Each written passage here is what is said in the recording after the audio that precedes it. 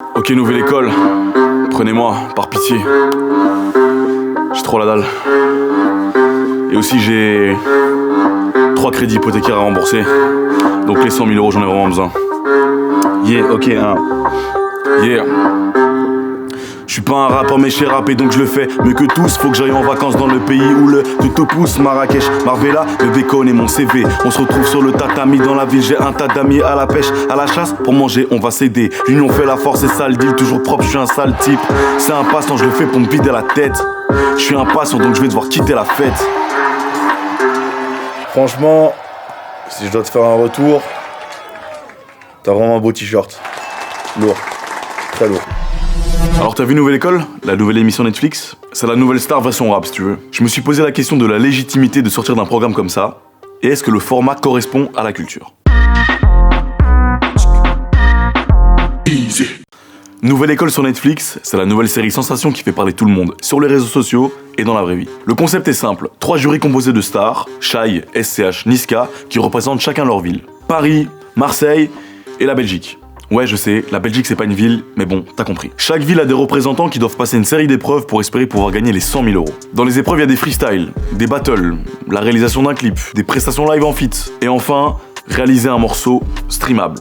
Un hit quoi. C'est l'adaptation de la version américaine Rhythm and Flow, et ça reprend tous les codes de la télé-réalité. Des épreuves, des moments émotions, des éliminations accompagnées de suspense. En vrai, c'est un mix de À la recherche de la nouvelle star et de Voice.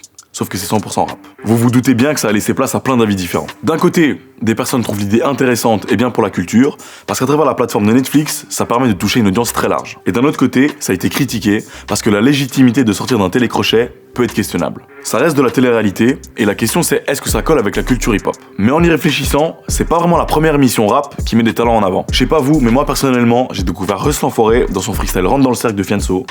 Et il y a aussi Rap Contenders qui a dévoilé des artistes comme Nekfeu, Gizmo, Big Flo et Oli ou encore Dinos. Alors c'est quoi la différence entre ces deux émissions et celle de Nouvelle École? Déjà, Rentre dans le cercle et Rap Contenders ont été créés par des personnes du milieu du rap qui connaissent la réalité des artistes. Ensuite, c'est les plateformes de diffusion. Nouvelle École, c'est un énorme budget. C'est Netflix qui a une portée super grande et les moyens de rendre ça viral, alors que les autres programmes ont eu un buzz organique et ont surtout laissé le bouche à oreille faire le travail. Et l'autre différence, c'est dans la forme aussi. Rap Contenders, c'était dans une cave, 2 MC qui s'affrontent. Rentre dans le cercle, c'est des instrus, des rappeurs, ça kick, c'est simple, c'est l'esprit hip-hop. Alors que Nouvelle École, ils utilisent les codes de la télé. Et enfin, une critique qui est pas mal revenue sur les réseaux sociaux, c'est la capacité des jurys à faire des retours constructifs aux artistes. Du coup, ça questionne encore la cohérence du format par rapport à l'émission. Même si l'objectif de viralité a été atteint et que le programme est devenu numéro 1 des tendances sur Netflix. Mais aussi une autre question que je me suis posée, c'est est-ce que c'est possible de se défaire de l'image d'un gagnant ou d'une gagnante d'une émission de télé-réalité musicale? Si on se base sur la chanson française, je serais tenté de dire oui.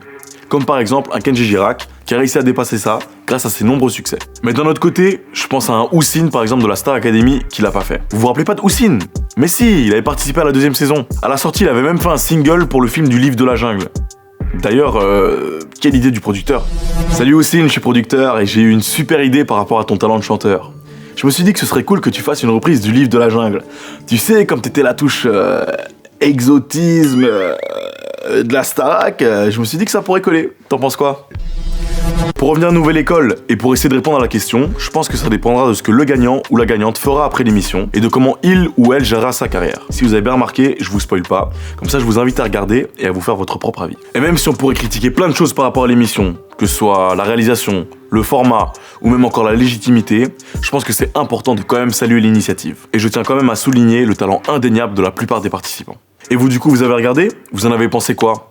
Dites-moi le nom de votre candidat ou candidate préféré dans les commentaires et j'ai une question pour vous. Est-ce que vous avez autant la dalle que moi? Frérot, la dalle, elle se mesure pas à ce que tu as sur le visage, frérot. N'oubliez pas que s'excuser ne signifie pas que vous avez tort et que l'autre a raison.